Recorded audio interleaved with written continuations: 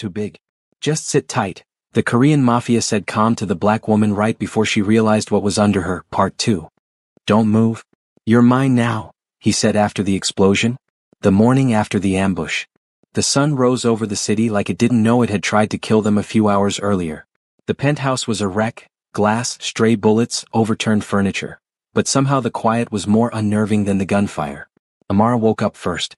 She lay on the couch under a heavy black coat, her heartbeat still racing from everything that happened. She remembered the gunman. She remembered Jae-won covering her with his body, shielding her like she was the only thing he cared about. And she remembered his confession on the balcony. You're under my skin. Her stomach tightened at the memory. She sat up slowly, expecting to see him nearby, but he wasn't. The room was empty. Her breath caught. Jae-won. No answer. Her pulse spiked. The room suddenly felt colder, and every terrible possibility rushed her at once. Then, click. The bedroom door opened. Jae-won stepped out, still in his torn black shirt, hair slightly damp from a rushed shower. A thin line of dried blood crossed his collarbone where he'd been grazed last night. He had a gun in one hand and a file in the other. His eyes found her instantly. Relief, fierce, deep, flashed across his face before he could hide it. You're awake, he said quietly. His voice, lower than usual, rougher, like he hadn't slept. Amara swallowed. You left the room. I thought. He set the gun on the table and crossed the room in 3 long steps. Then he did something that surprised even him. He cupped her face in both hands, tilting her up toward him. I would never leave you, he said. Not cold, not calm, but raw. Amara's breath hitched. His thumb brushed her cheek, slow and deliberate. You scared me, she whispered. You scared me more. His voice tightened. When they shot through the windows, when you were under me and shaking. He inhaled sharply. I realized I'd kill every man in this city if they touched you again. Her heart pounded. Jae-won. I'm not finished, he murmured. He lowered his forehead to hers. You think last night was an accident? He whispered. That they broke in randomly? She froze. What are you saying? He straightened, jaw clenched, eyes turning cold, but not at her. They came for you, Amara? Her blood ran cold. Why would anyone come for me? He shook his head slowly. That's what I'm going to find out.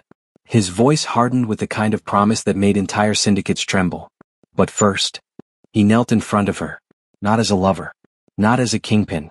But as a man who was terrified he might lose the one person he couldn't replace. I need you to stay with me, he said. Serious. Final. Not because you're in danger, he added, lifting his gaze to hers. But because I am if you leave.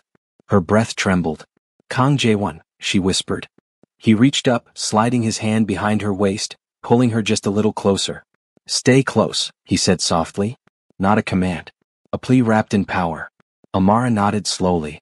I'm not going anywhere. Something unguarded flickered through his eyes. Relief, heat, something deeper he still hadn't said out loud. He rose to his feet and extended a hand to her. Good, he murmured. Because part 2 of this mess starts now. Who sent them? The penthouse felt smaller in daylight.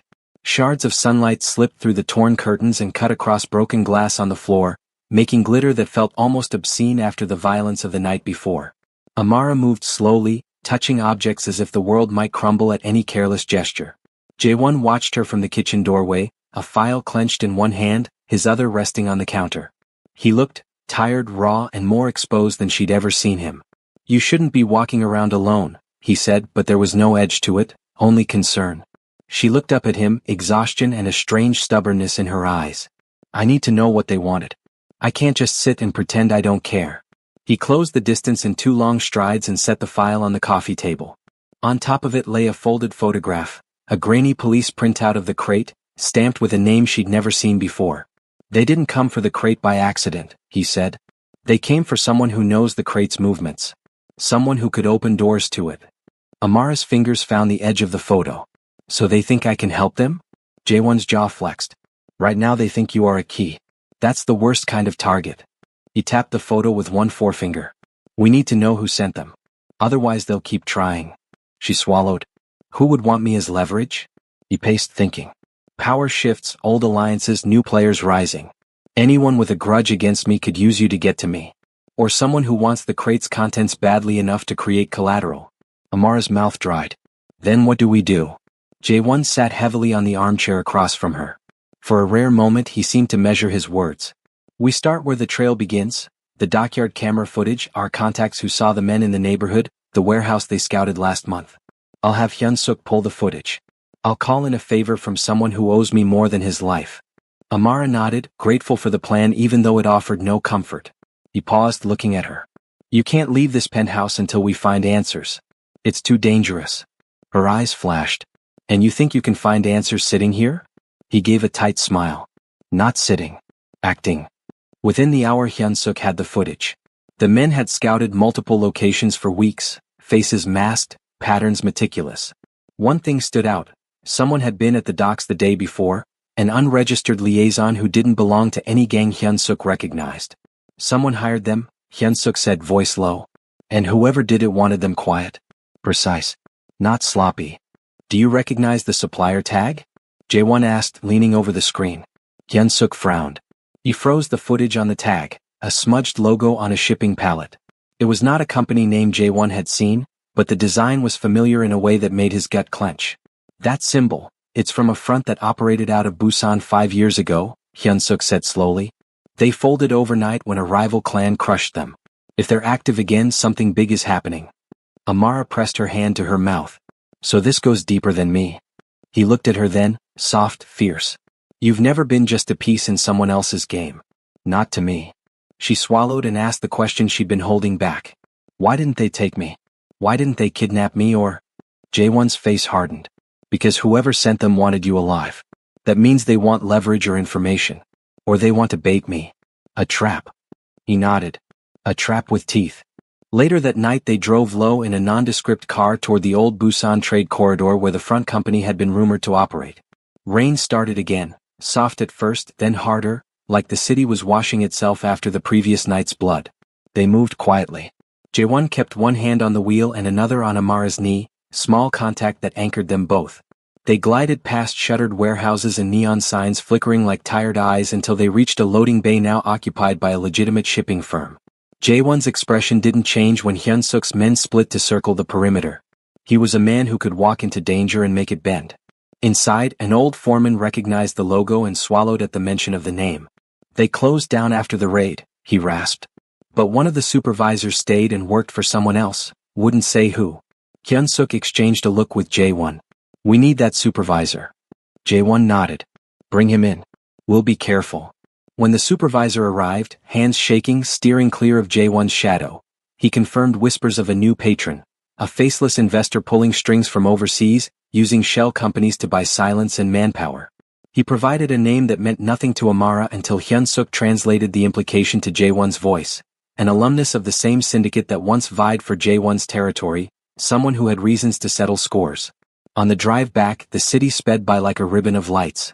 Amara leaned into the warmth of Jae-won's shoulder and allowed herself a rare sliver of calm.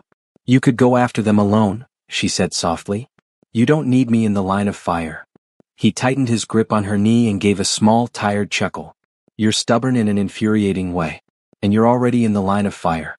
Besides, he turned his head to study her profile. I'd rather face whatever comes with you awake at my side than terrified under someone else's palm. Her breath hitched. For a moment it was only the two of them. The city and its enemies held briefly at bay. Outside, rain hit the windshield hard, blurring the lights. Inside the car, Jae-won's hand remained on her knee like a promise that whatever storm was coming, they'd meet it together. Don't turn around. They're watching us. The storm calmed by the time they re-entered the city, but Jae-won had that still, dangerous look again, the one Amara was learning to read like a warning label. They entered the penthouse with Hyun-suk behind them, but before the door even shut, Jae-won froze. It was subtle. A shift in the air. A tension Amara felt at the base of her spine. Hyun-suk, Jae-won murmured without turning his head. Hyun-suk's hand was already on his gun. I feel it too. Amara's heart thudded. What's wrong? Jae-won didn't answer. He stepped backward, gently placing his arm in front of her, shielding her again without thinking. He leaned close enough that his lips brushed her hair. Don't turn around, he whispered. His voice was steady, too steady. They're watching us. Amara's breath caught. Where? The rooftop opposite ours. Second window. Hyun-suk moved like smoke, checking blind spots. Thermal signatures faint. Not a sniper, probably a scout. Amara whispered, What do they want? Jae-won answered without blinking. You. Her stomach dropped. Hyun-suk pulled out a small device and checked the infrared feed. It's just one man. He's signaling someone. Jae-won's jaw flexed once. It was the kind of tension that meant he was seconds from violence. They're testing our response time, he said. They want to see how fast I protect you. So it's a message? She whispered. No, Jae-won said softly. It's a countdown.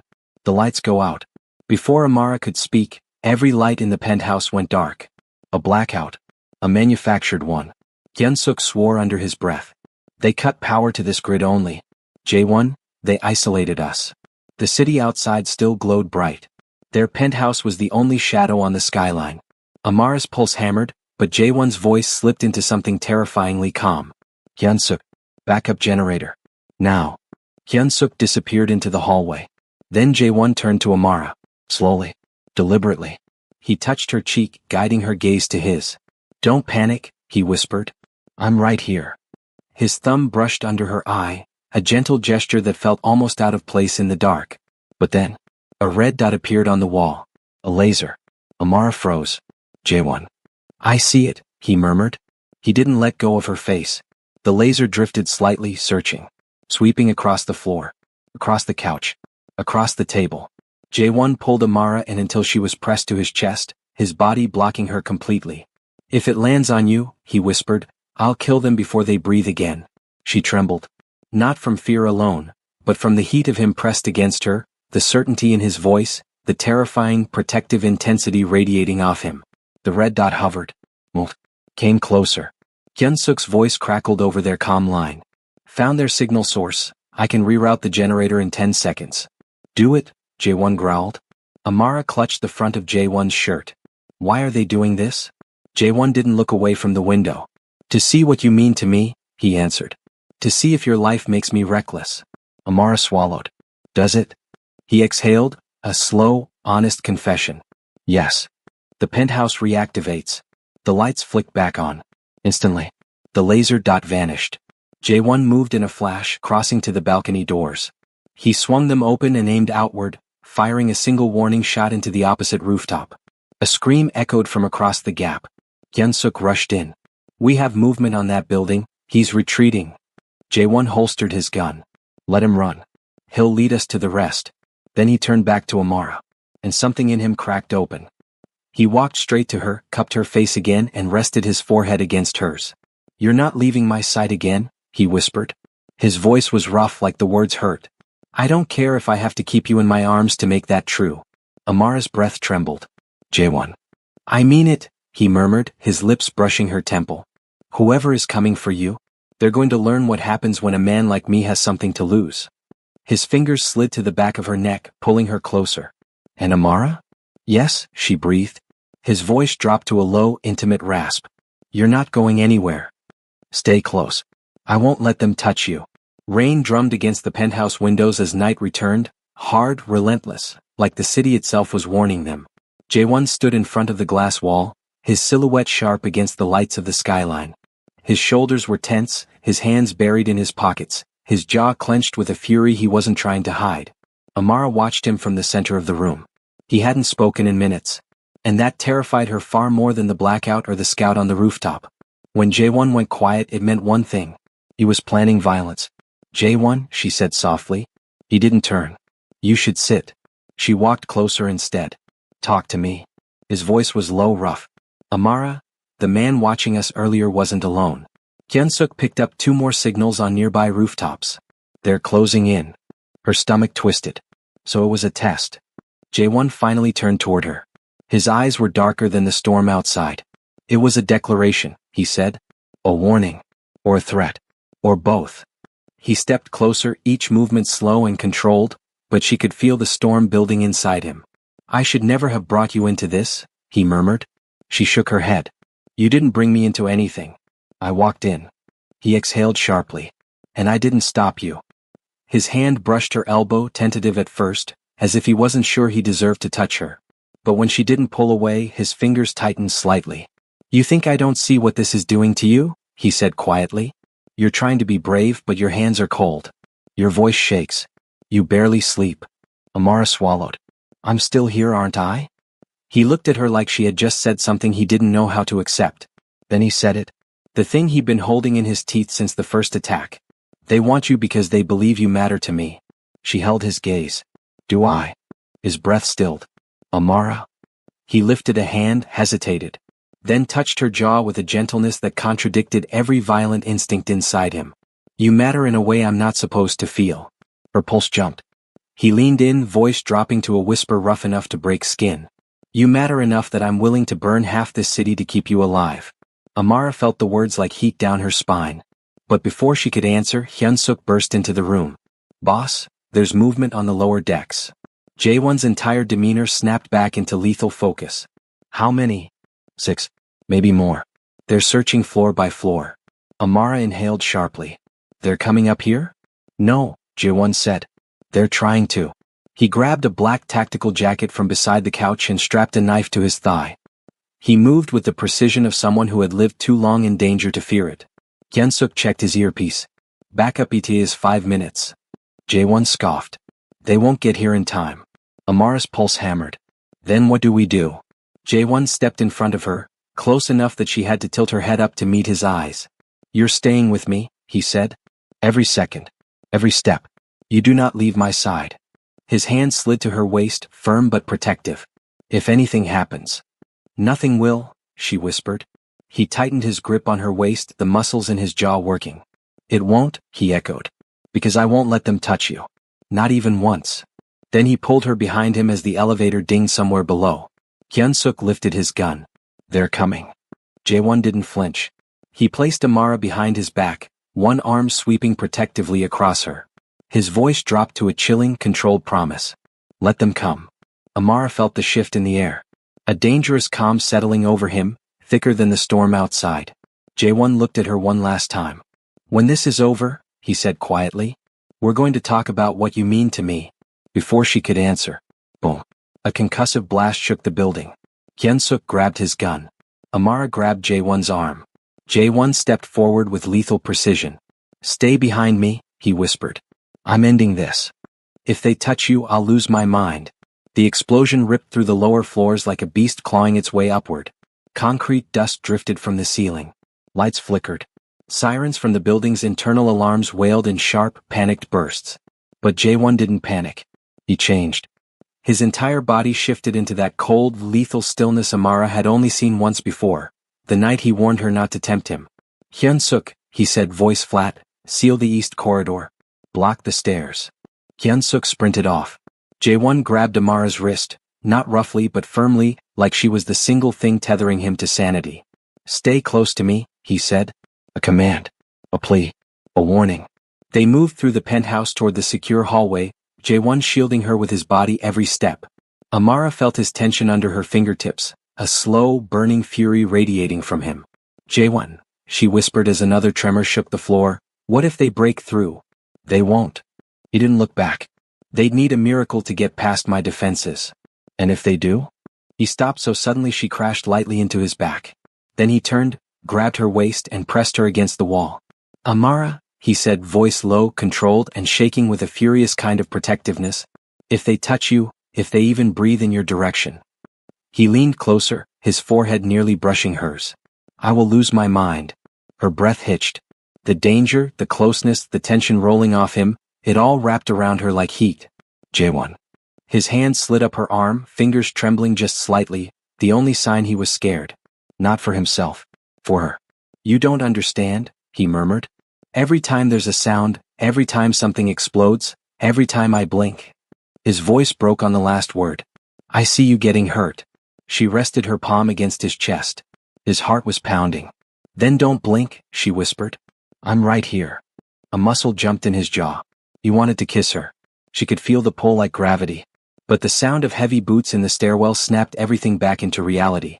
Hyun-suk's voice crackled over the calm line. Boss. They breached the south entrance. Jaewon exhaled sharply, pulling himself away from her with visible effort. He pressed a gun into her hand, small, light, fitted for her grip. Amara stared at it. I've never. You won't have to use it, he said, brushing her cheek with the back of his knuckles. But I need you to hold it for me. Jaewon. It makes me feel better, he murmured. That's all. He took her hand, wrapping her fingers around the handle. I'm right here. You're not alone. Then he stepped in front of her again as shouting echoed faintly from below. Hyun-suk. Jae-won called. Report.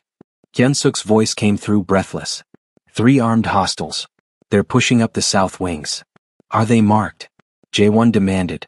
Yes. Same symbol from the warehouse. Jae-won's expression darkened. Then they're not here to negotiate.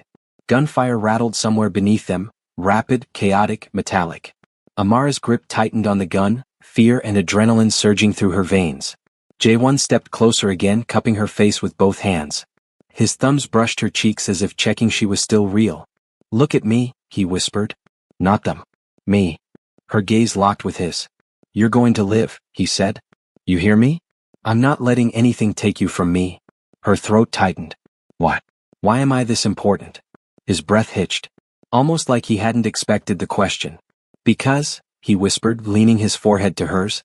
You make me feel something I can't lose. Before she could answer, Hyun-suk's shout exploded through the comm line. Boss. They're at the door. Jae-won straightened slowly. His face went cold, calculating. He stepped in front of her, raising his gun. Stay behind me, he said. Hold on to my jacket if you need to. Then, boom. The door frame shook.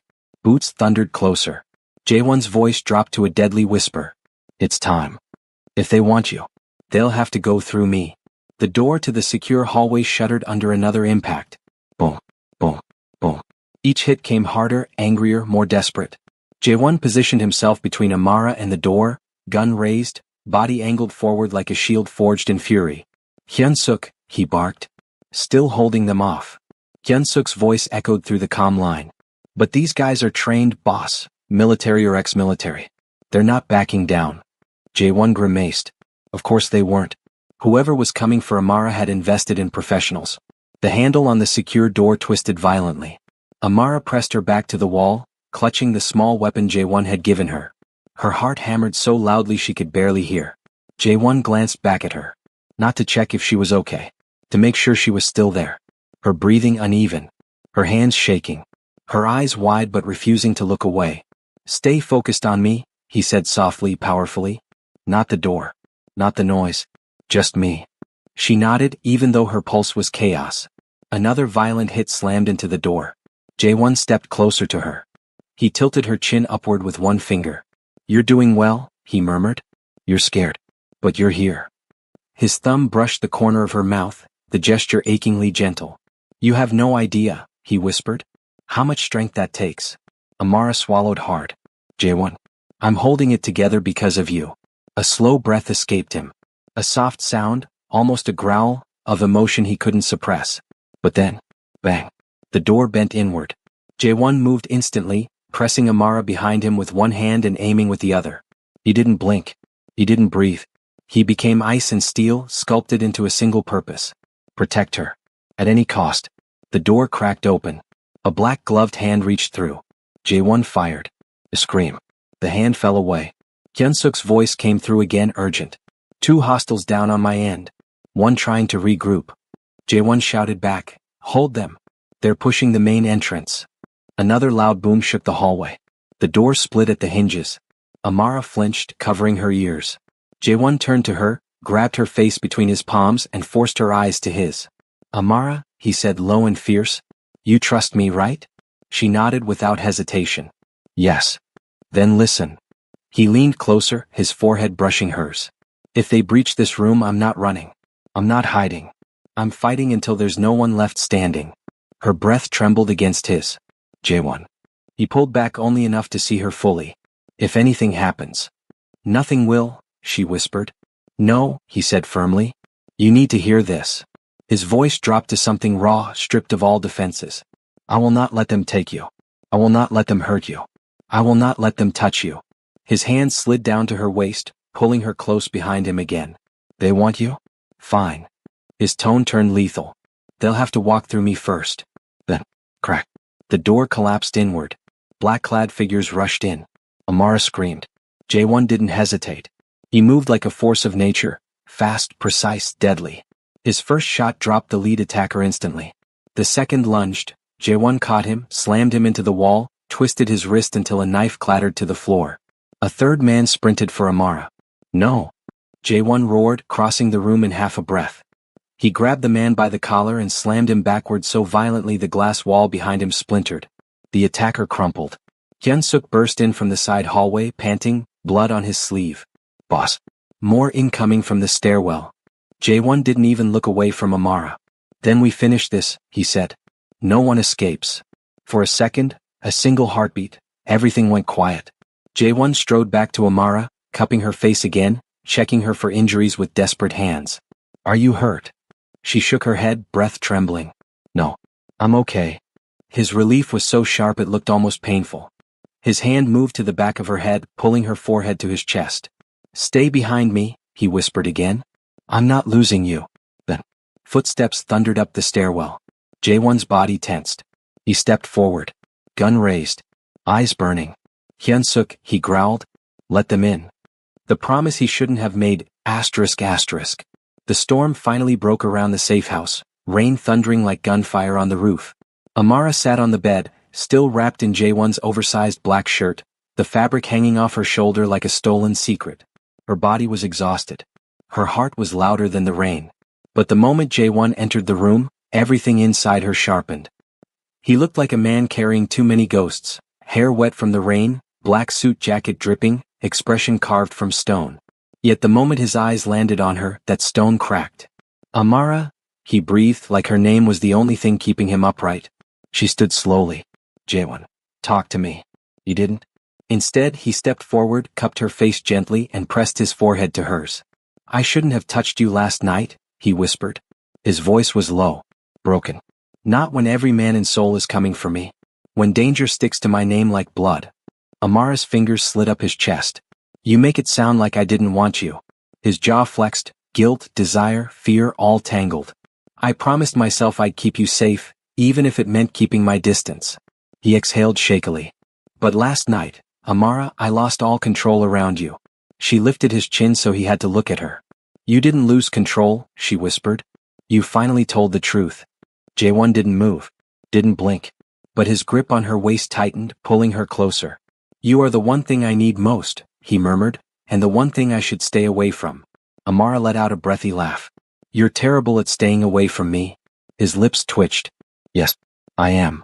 He leaned down, brushing her mouth with his, but stopping just barely short. The tension snapped through her like a live wire. Then he whispered, voice trembling. I'll protect you, Amara. No matter what it costs me. Even if the whole mafia comes for my head. I won't let them touch you. Her breath caught. Jae-won, you can't fight everyone. His eyes darkened. Watch me. Then the door suddenly banged open. Minho, Jae-won's right-hand man, stood soaking wet, panting. Boss, Lee Myung-soo's men spotted us. They're heading this way. The air froze. Jae-won's arm wrapped around Amara instantly, instinctively, like he was shielding something precious. Minho's eyes darted to her. We need to move. Now. Amara swallowed. The moment she dreaded had come. Jae-won leaned close, his breath warm against her ear. You stay behind me. You don't run unless I tell you. She nodded, though her chest shook. He looked at her one last time, like memorizing her face. After this, he whispered, I owe you a future. I meant every touch, every word. And I'm not done with you. Then he pulled out his gun, slid beside her, and opened the door into the storm. Together, they stepped into war.